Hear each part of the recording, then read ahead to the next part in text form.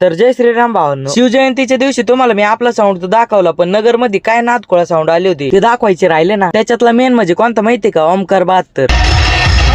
इथं साऊंड कोणता होता ते तर नाही कळालं बरं का, पण इथं स्क्रीन काय नादखोळा लावली. तिथून पुढचा साऊंड होता मल्हार 1000 म्हणजेच 1000. तुम्हाला सांगते ह्यो साऊंड पण लय कडक वाजला बरं का. याने टसल डायरेक्ट ओमकार 72 ला दिली होती. आता आवाज ऐका.